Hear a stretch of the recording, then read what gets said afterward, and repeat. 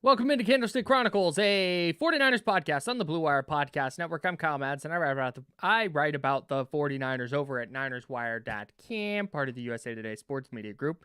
Here to assist me through stumbling through my words, Chris Biderman, who is back, finally. I feel like we haven't podcasted together in 6 weeks. Yeah, it's been a long time. Yeah. It was weird. You told me not to travel with my mic, and I decided to take you up on that. And I Yeah. left my mic at home, and my backpack was a lot lighter. Yeah. And so, shout out to you. I appreciate that, but I do feel bad that I've been unable to pod. I feel like, it's off to a rocky start. Was doing some, doing some reading, some pre-pod reading, some pre-pod research and knocking the cobwebs off, but I think it's gonna feel like riding a bike here once we get going. I think we'll be all right. And we're going to be all right thanks to the homies over at Lamb Chops. That is the official clothing brand of Candlestick Chronicles. Check them out, sglambchops.com. I've got the ash gray script hoodie on right now. It is my favorite article of clothing. I think it will be your favorite article of clothing, whether you get a hoodie, shorts, sweatpants, t-shirt. I know you'll love Lamb Chops. And Chris, rumor has it that merch is in motion, per source. Can you confirm? Yeah, sauces are saying there's been talk about merch created by Lamb Chops for the podcast, um, in the works potentially. Maybe. Sources close to Candlestick Chronicles Perhaps. have said. So we're not going to report anything yet, but other than that, the wheels have been put in motion. Yeah, wheels turning, things of that nature.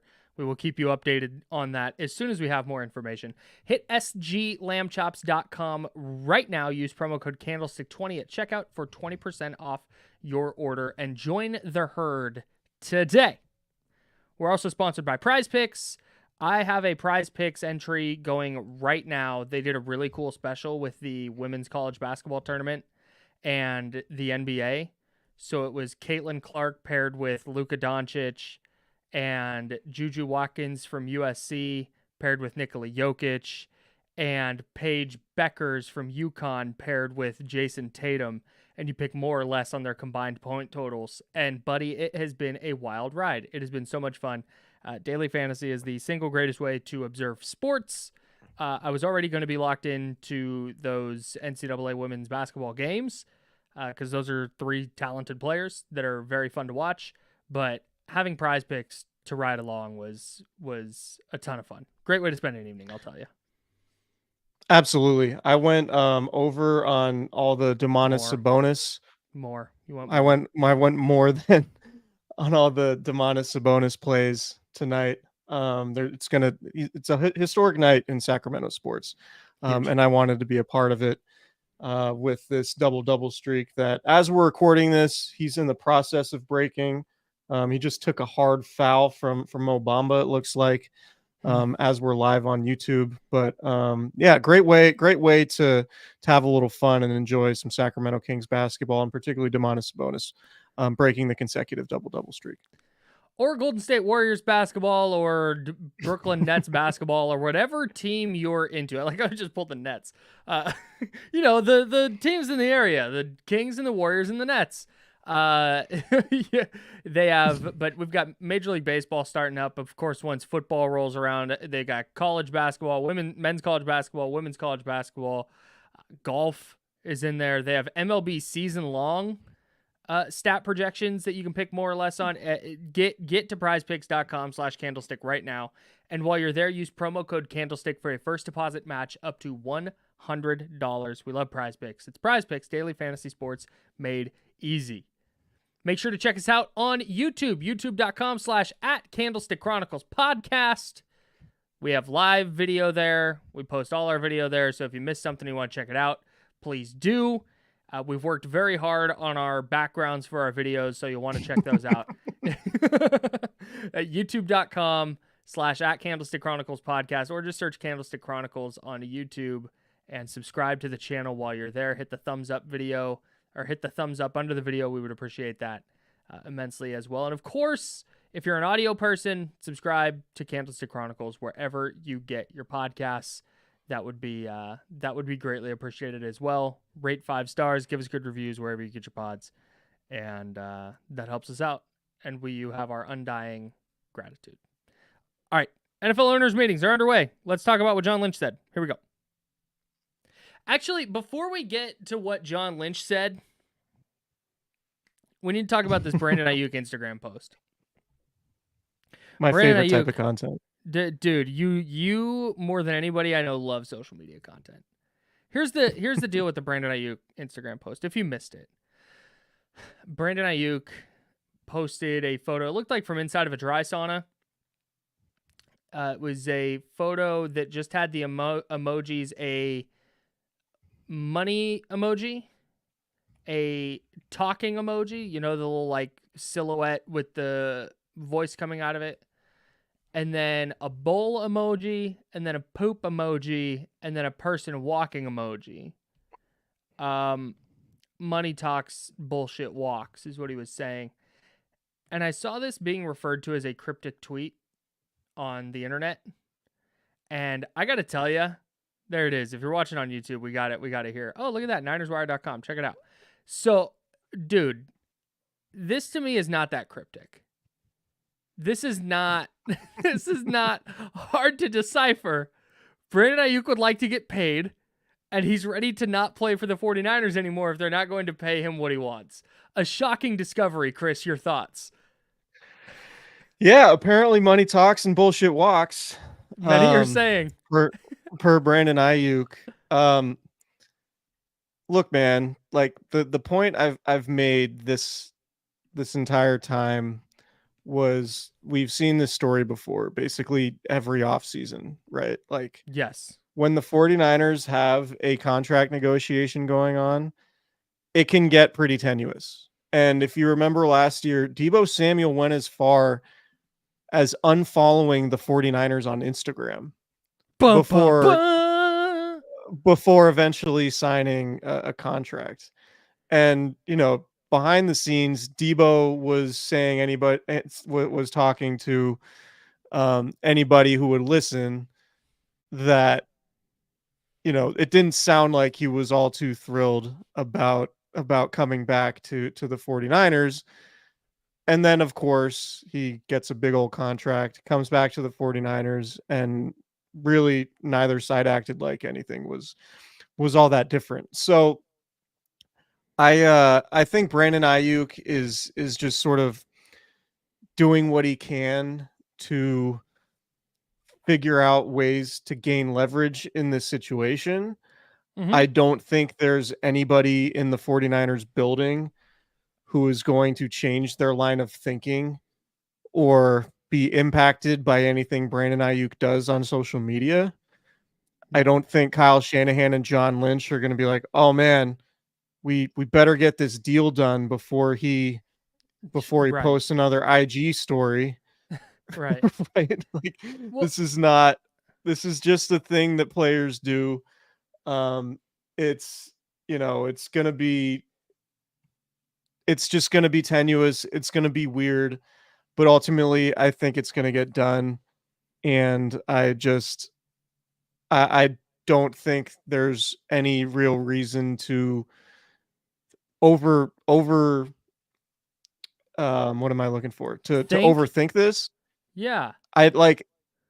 We're in the point of the NFL calendar where any content is content and is going to get clicks. Right. And if Brandon Ayuk posts a thing on his IG story that says money talks, bullshit walks, then I guess people are going to click on it and we're going to talk about it because we are at that point of the calendar. But to me, like, still, and John Lynch reiterated this, it doesn't make any sense to trade Brandon Ayuk at this point unless he says I want $30-40 million a year or something ridiculous, right? Mm-hmm.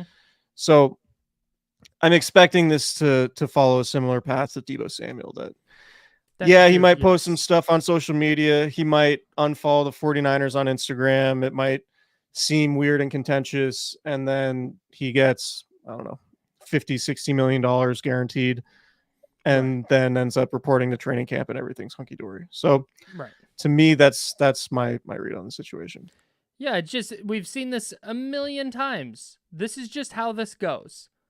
This is not cryptic. This is not change anything. Brandon Ayuk wants to be paid, and the 49ers are working on paying him. If they can't come to some sort of deal, or if the 49ers think there's no deal to be had by the draft, then maybe they trade him. But chances are this goes into training camp or right up next to training camp. Or maybe it's like Nick Bosa last year who went into the regular season. At some point, I'd be more surprised if we didn't get a Brandon Ayuk trade request than if we did. I mean, that's just kind of like this is how the game goes now, man. This is how players, because everything goes on behind the scenes, and John Lynch is going to come out and say, you know, hey, we're ready to let him play on his 5th-year option, and we want to keep him around, and he gets to say all he wants, and this is Brandon Ayuk's way of trying to control the discussion from his side, and hoping that the fan base will put some kind of pressure on the organization that doesn't currently exist, and hey, maybe he squeezes a few more dollars out of the 49ers because the fans freaked out. But this is not, like you said, man, you hit it on the head. This is not the 49ers all of a sudden going, wait, he wants to get paid? What? Like they've been ready for this since he broke out last season, and then, or 2 seasons ago, I guess, and then was an all-pro this past season. This is not new. They've been gearing up for this. I would say the 49ers are pretty good at getting these deals done. Yeah. Right? They got George Kittle done. They got Fred Warner done. They got Nick Bosa done. They got Deebo Samuel. They got Jimmy Garoppolo done. I was going to say Jimmy G. There isn't a free agent or a guy who they really valued who needed a new contract who they just didn't bring back because they couldn't agree to it. Yeah. Right? Like the only case that you can point to is DeForest Buckner, and that wasn't because they didn't want to pay him. The decision was at that point because, and this, like the issue with that deal was that it was pay DeForest Buckner, lose Eric Armstead and Jimmy Ward, or trade DeForest Buckner, get a 1st-round pick, pay Eric Armstead, and keep Jimmy Ward. That was the decision that they made. And that, like, this is not a similar scenario at all, in my opinion. No. And I think it might be a little bit because of what it could mean down the line over the next year or two if they have a $29 million a year receiver on their roster, what that means for some of their other higher priced guys. But if it's a decision between having a 27 and 28-year-old Brandon Ayuk on your roster and having some other player who's 30 and above on your roster, I think it's kind of an easy choice. You know, so I it's not apples to apples to the Buckner thing, but I can't imagine, given the importance of wide receiver versus the importance of defensive tackle during the 2020 offseason, that the 49ers view this the same way at all. Right. I just don't. I don't know, man. We'll see, but I just, there's going to be more stuff on social media. He's going to unfollow the 49ers at some point. There's going to be, I'm sure, a trade request or something of that ilk at some point. We're going to hear about, a leaked report that this team is interested and this team called and this team offered that. Remember during the draft in 2022? 2022, when the Jets were on the clock, it was like, hey, is this going to get traded to the Niners? Is this... Well, that was 2 seasons ago, right? Nick Bosa was last offseason. Yeah. No, were Nick Bosa and Deebo the same offseason? No. Nick Bosa was last. So it was before this season. Yeah, so Deebo was the 22 NFL draft. Garrett Wilson, because Garrett Wilson was who went 10th. So, I mean, it could be like that, but I promise that there's nothing that Brandon Ayuk's going to do on social media that's going to change whatever conversation is happening behind the scenes. That's all.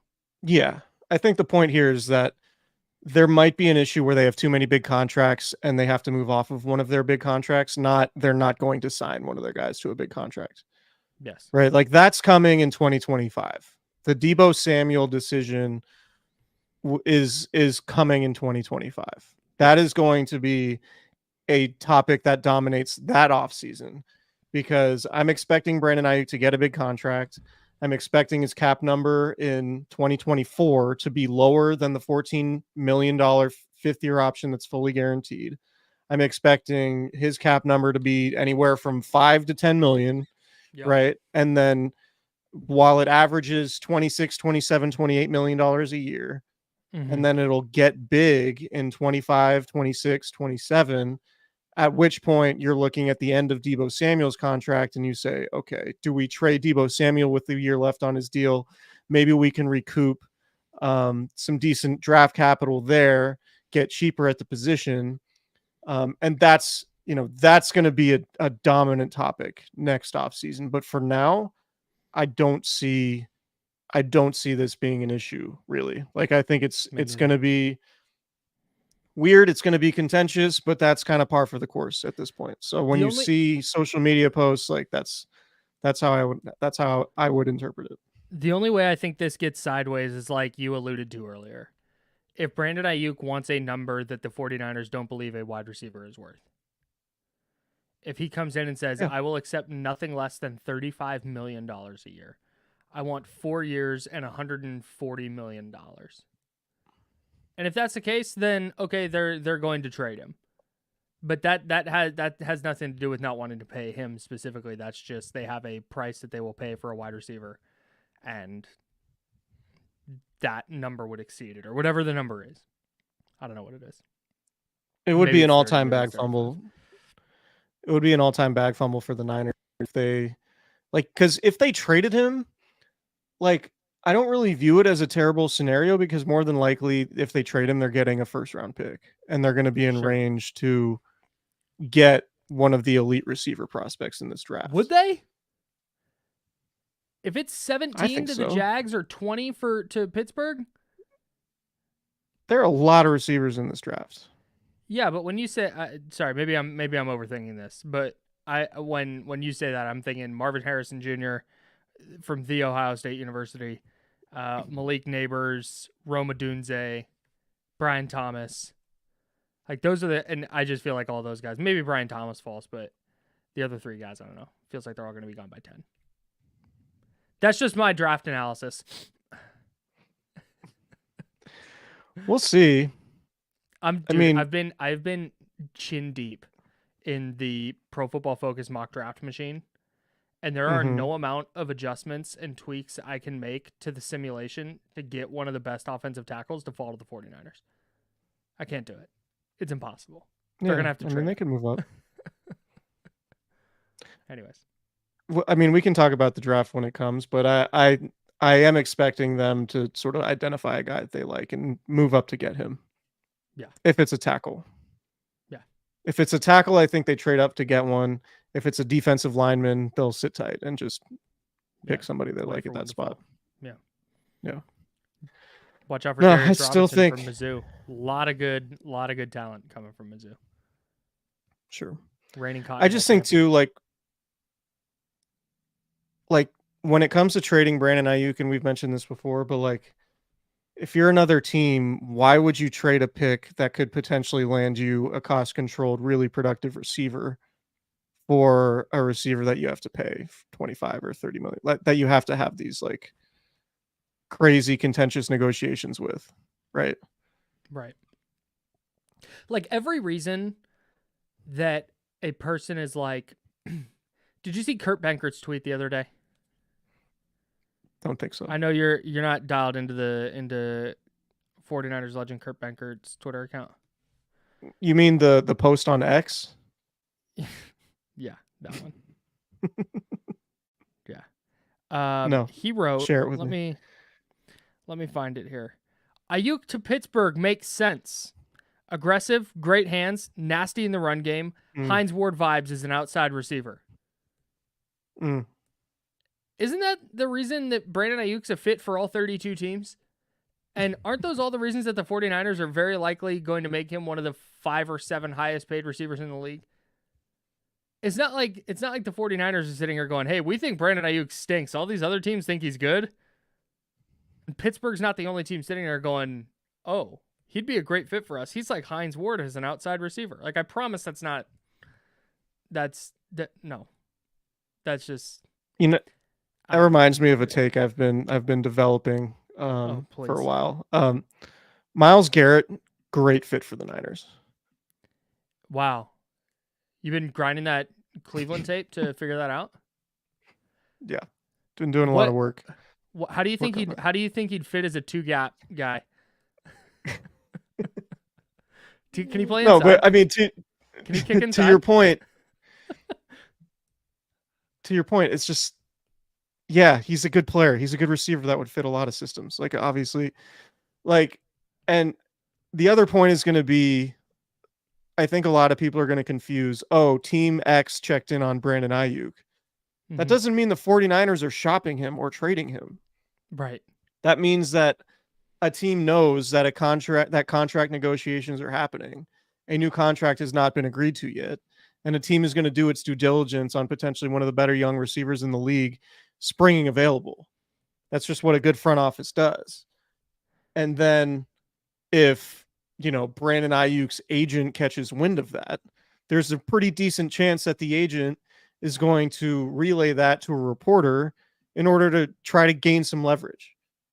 When really it's just kind of common sense that any team worth its salt would check in on potentially one of the best receivers available should contract negotiations break down. He But like probably. to your Oh, good.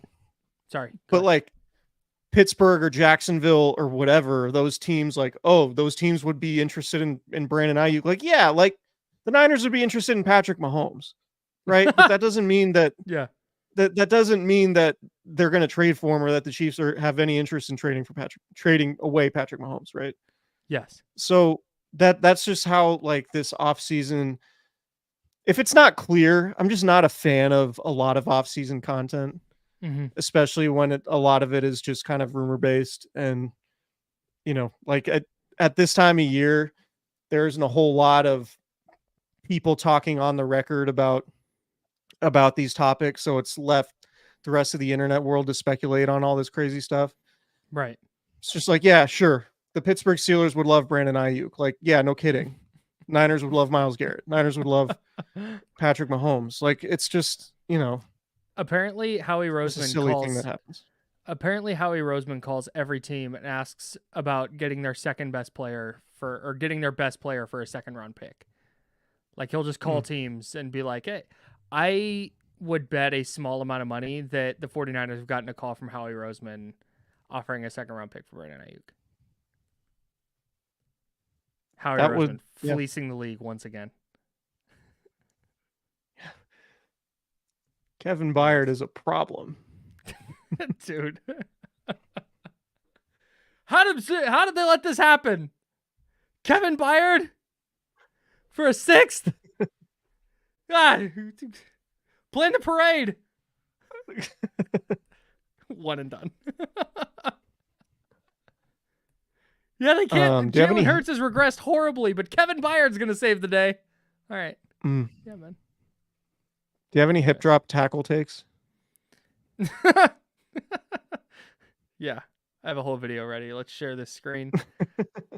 No, I get look, man. I struggle with this because I understand that player safety is like paramount. I am all for things that enhance player safety. Full stop. On the other hand, I also believe that more rules is generally bad for football. And trying to fully legislate injuries out of the game is just not a thing that's going to happen. And I think it probably is going to wind up doing more harm than good. So I don't like, if the NFL was really concerned with player safety, they wouldn't be a 17 game schedule. They wouldn't have added playoff games. They wouldn't have so it's not, they say it's player safety, but this is not the way I think to go about it, is kind of where I land, I think. So look, here's a hip drop tackle specifically. Defenders aren't running and like, okay, let me grab it. Okay, and as I'm trying to drag down this fully grown man who is as big as me or possibly stronger, I'm just trying to get him on the ground, but also I need to make sure I'm not doing it this way. Like, it's silly. There's going to be guys penalized for just trying to get players on the ground, and we see it time and time again with roughing the passer. How many times in a game or how many times in a season do you see a roughing the passer where you go, what is the guy supposed to do? What's he supposed to do on that? Like, I think that's more times than not when there's a hip drop tackle called, I think that's going to be the reaction. And I think that's a mistake by the league. Yeah, I think it's going to be incredibly hard to enforce. I think Yes. you're asking the officials who already have basically an impossible job. You're already asking them to make their jobs harder. But ultimately, like zooming out, I think the NFL is kind of at that point where it's too big to fail. Mm-hmm. And I think I disagree with you when you say that it's going to do more harm than good, because I think as long as Patrick Mahomes is escaping tackles and throwing sick touchdowns, Mm-hmm. and team like their highlights in fantasy football is continuing to explode in Mm-hmm. popularity and all of those things, I think the league's going to be fine.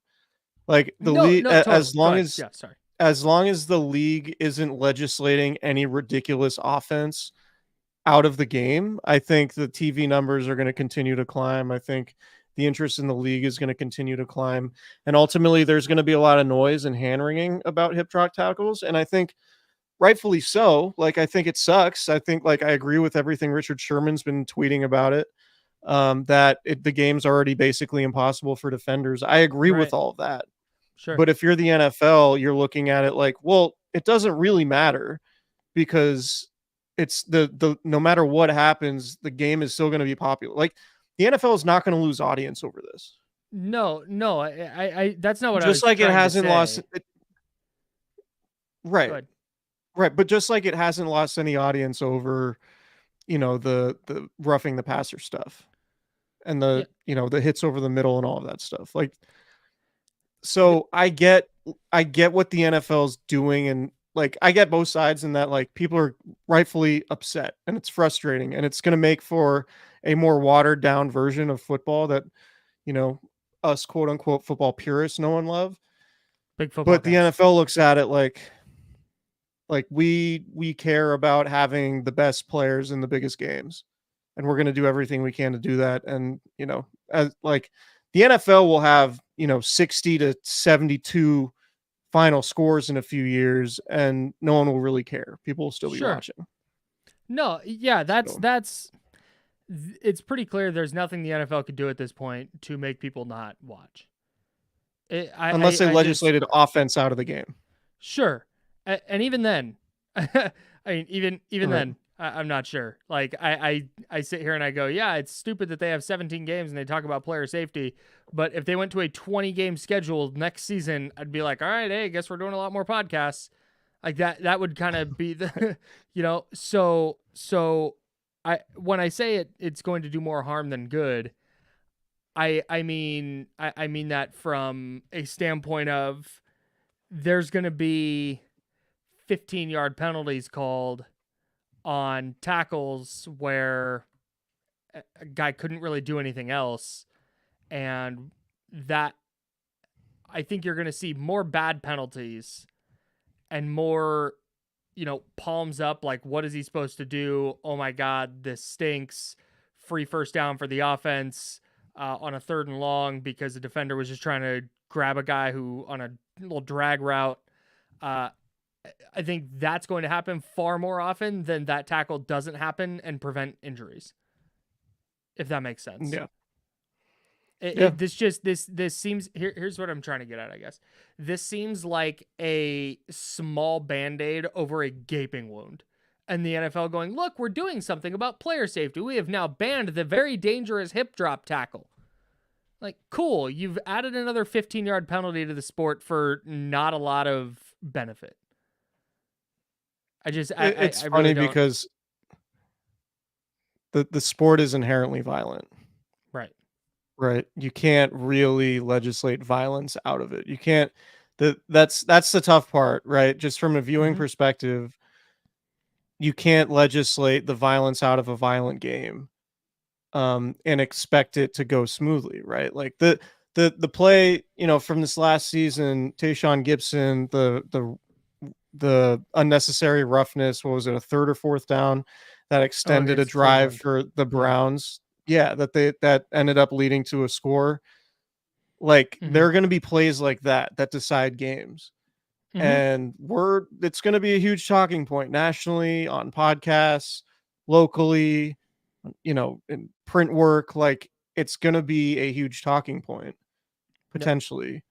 But also the league has never shied away from anything that will be a huge talking point, because ultimately any discussion about the league is good for the league, Mm-hmm. because people care about it. Right. And I think it'll be like the player safety stuff with head injuries, to where it kind of shocks the system early on and people complain about it a lot every week, and it seems like it's this really dramatic problem. And then as a few years go by, we'll all kind of get used to it, and we'll see fewer and fewer hip drop tackles, because players will get better at avoiding it. But it's Sure. still going to be, we're definitely leaning towards like scoring going up again, Yeah. which I And think it the NFL doesn't. ultimately wants. Yeah, the NFL is not like the NBA in that sense. You've got Adam Silver trying to figure out Right. ways to stop scoring in the NBA, and meanwhile you've got Roger Goodell like, hey, how can we maximize points? How can we maximize the number of Yeah. drives that end in scores? And I Yeah. just I don't know how much I love that. I don't know, man. I'm with you. I don't love it, but I understand why the NFL doesn't really care. Yeah. Well, yeah, of course. Yeah, they They're got just they got people like us. We're just here. We're just sheep. free marketing. Look at us just doing our life's work is just free marketing for the we sports are leagues that we cover. we are sheep. And speaking of sheep, check out sglambchops.com. Promo Join the code herd. candlestick20 for 20% off your order today. Anyways. Was there any John Uh Lynch news that stuck out to you? yeah, the Dre Greenlaw wants to be back by week 1. Like He wants to be back? yeah, he's eyeing a week 1 return when John Lynch is like, I'm thinking it's probably more of a pup situation. But the fact that there's any Yeah. chance that Dre Greenlaw plays at all this season is a pretty big deal, I think. Like, Devondre Campbell can play a little bit, but I don't think he's nearly as good as Dre Greenlaw is. And he's probably overqualified as a Sam linebacker. So if you get a fully healthy Niners linebacking core, I think you probably have a really, really good group back there with Campbell. But yeah, I mean, that kind of jumped out. Travarius Ward and George Kittle both had core muscle surgery. Still no word on if George Kittle had shoulder surgery or not. I'm guessing no. That's notable. I think George Kittle's is notable because he is somebody who does a ton of work in the offseason. Like he has been known to be, and not I don't know that he's necessarily unique in this, but like if George Kittle is sidelined for most of the offseason because he has core muscle surgery, that could be a thing to monitor during the season. Like, is he going to be the same type of player? Because he's known for having a ridiculous offseason work ethic. And that's Mm-hmm. something that the 49ers loved about him, even coming out of Iowa, right? Right. So, we'll see about Travarius Ward too. But I like with Kittle, he's at the point in his career where, he's north of 30. You do wonder if and when the physical drop off is going to happen. And Yeah. so if somebody and look, maybe the other side of that too is maybe a less strenuous offseason would be good for Kittle at this point. I don't know. Yeah, maybe. Yeah, that's a good point. But I do Will think he it's still notable. attend TEU? That's what I'm waiting on. I would imagine he's still going to attend. His participation might be a little bit different than years past. Maybe he's like a camp counselor. He's in a counselor role instead of an active participant role. Sure. I don't know. We'll Oh, see. oh. And it turns out the 49ers lost a 5th-round pick in next year's draft because they overpaid an unspecified player $75,000. And then instead of reporting that to the league, went to that player and said, "Hey, can we get that back?" And that player went, no. And so nah. I'm gonna actually skip giving you that back, Haas. No. Which I don't blame the player, whoever it was. Shout out to them. I hope they're doing Could you well. imagine if a former employer of yours was like, "Hey man, can you just give us back like $75K?" Oh my god. I can't imagine like could you hang up the phone fast enough? You have to scale it down to normal people's salaries, right? So it would be something closer to like, I don't know. Hey, could you send us back like $3,000 that we overpaid you a while back? I don't know when all this went down, but could you send us back a few grand that we overpaid you a while back? Like, no, are you kidding me? You could Yeah, sign me so again. I did a little math based on, I mean, what I think the player's salary could have been. We're talking about like 3%. Okay. Of like a 1 year salary, 75K being. So 3%, it would be like my company calling me and saying, "Hey, can we get that $12 back?" Like, no. The Chipotle burrito's been eaten, dog. Anyways. Yeah. I mean, it's too bad because a 5th-round pick, as you know, maybe to the 49ers is more valuable than it would be to any other team, given the success they've had in round 5. I wanted to see if I could discern anything about how they're going to operate in this draft or how they might operate in this draft just based on how they've used picks in previous drafts. And so I went through all of their drafts and separated by round the positions that they've selected in each round. And dude, their ability to pick in the 5th round is just insane. There's so many good players in the 5th round. It's kind of wild. Talanoa Hufanga, Dre Greenlaw, George Kittle, Diamador Lenore. Sam Womack was a 5th-round pick. Not a great one. Sam Womack was a 5th-round pick. Any others? My prize picks did not hit just now. Bummer. I'm sorry to hear that. Let me check in on that Juju Watkins 76ers 3-ball got me. 76ers Kings. I turned it off. Through 27 minutes. Our guy Domantas Sabonis, 11 points, 11 rebounds. He did it. We have history at Golden One Center tonight. The prestigious record of 52 consecutive double-doubles that Kevin Love had, that nobody on planet Earth thought would ever fall. No. Has been toppled by the one and only Domantas Sabonis. I mean, it's like, you know, Kevin Love every year when somebody's double streak would end, he would pop some champagne. Now he just can't do that anymore. You hate to see that. Yeah, and that being said, thoughts and prayers to the Love family. Yeah. Really keep them in your thoughts. It's got to be a tough night to know that his double streak no longer belongs to him. Yeah.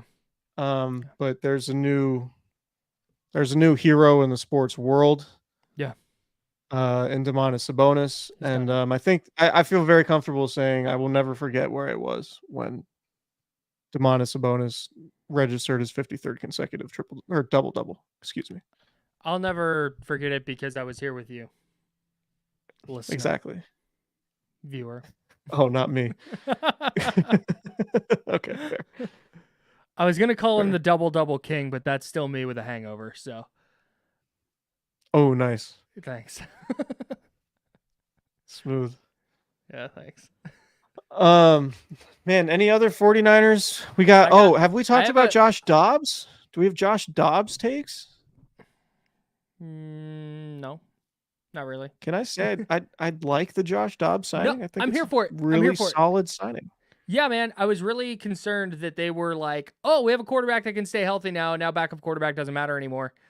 And that's just a bad way to build a team. And I think that had they gone Brandon Allen QB2, rookie QB3, it would have been a disaster. I don't think Josh Dobbs is any kind of future Hall of Famer or anything like that, but I'm not totally certain that Sam Darnold's better than he is. So I like the addition. A strong take would be Josh Dobbs for sure, Hall of Famer. No, I think look, the Niners probably more than any team in the league understand the importance of depth at quarterback, right? They Right. like the fact that the 49ers have managed to be as good as they've been over the last 5 years, It's remarkable. despite all their quarterback turmoil, is Remarkable. somewhat remarkable. And if they had won a Super Bowl, it would be a far bigger story. The fact that Kyle Shanahan has like overcome, Jimmy Garoppolo not entirely working out, overcome whiffing on the whole Trey Lance situation, and then landing on like it would be a story that like is going to be or would be something we talk about when it comes to like Kyle Shanahan's Hall of Fame candidacy. But Sure. that's not happening because the 49ers haven't won a Super Bowl. But they're not a team, I don't think, that would ever go into a season just being like, oh, yeah, we have a quarterback we think is going to be healthy. Yeah. Especially when it's a guy a year removed from major elbow surgery who's 6'2", maybe. Probably closer to 6'1". In cleats. Yeah, dude. And what's wild was I like it. So Josh Dobbs gets traded to Arizona right before last season started. And he became Arizona's starting quarterback and played really well to start the year. Like well enough that the Cardinals were at least a little competitive. And had a nice game against the Niners. Had a really good game against the Niners. And then gets traded to Minnesota and is the talk of the league for 2 weeks as he not only wins games but also learns his teammates' names. And then the wheels fell off, and all of a sudden he's available the next offseason for a bag of peanuts. And that's nuts to me. The fact that, and again, like I said, I'm not ready to call Josh Dobbs a Hall of Famer yet, but the fact that the fact that he was just available like that to jump in and be the backup quarterback for the 49ers was a little bit surprising to me. I thought he would get some kind of opportunity to at least compete for a starting job. So I liked the addition by the 49ers for sure. I like it'll be it'll be nice that there isn't going to be quarterback drama. Like the quarterback drama for the Niners is going to be who wins the backup job. It's so nice, dude. Right. Can I tell you how happy I am to not talk about Jimmy fucking Garoppolo anymore? I just saw Rams back up, Jimmy G. Nothing against James. It's just like I was so tired of having the same conversation about him for 4 consecutive off seasons. It was exhausting. So yeah, shout out to James though. I hope he gets his career back on track. He's gonna enjoy living in LA. Boy, I feel pretty comfortable saying that. I'm not. You know what? This feels like we're circling back to the Brandon Ayuk thing. I think Jimmy Garoppolo would enjoy living anywhere. I think he'd do all right. That's fair. I would say like, you think he hated it in Vegas or the Bay Area? Come on, man. No, he definitely didn't. I would say, based on what I've heard about him previously, that Los Angeles kind of fits like a glove for our guy Jimmy. Sure it does. Based on past experience. Not that he wouldn't, he would make it work in Charlotte if he had to. I just, I think he has a history of in Los Angeles. Oh, LA specifically. Yeah, like he has a history that makes me think he'll enjoy his time there. Okay. Based on things I don't want to elaborate on this. My parents listen to this. That's it for me. I'm done for the night. Okay. Yeah, Let's I go. don't have Let's much go else. celebrate Domas's 54th consecutive double-double. Kings putting it on the Sixers. Good for them, man. They needed it. Good for them. Domas a plus 14 in 29 minutes. Look at him go. You'd love to see the turnovers come down, but I mean, he's probably going to break this record with a triple double. He's 1 assist shy. So nice. Good for him. Love it. Again, T's and P's. Kevin Love and the Love family. It was a great run. Out. Yep. Former Minnesota Timberwolf, Kevin Love. And speaking of the Minnesota Timberwolves, check out sglambchops.com. Use promo code Candlestick20 for 20% off your order today. All right, that's it for us. I have a fun topic for our next podcast. Oh, I can't wait to find out what discuss it is. it with you.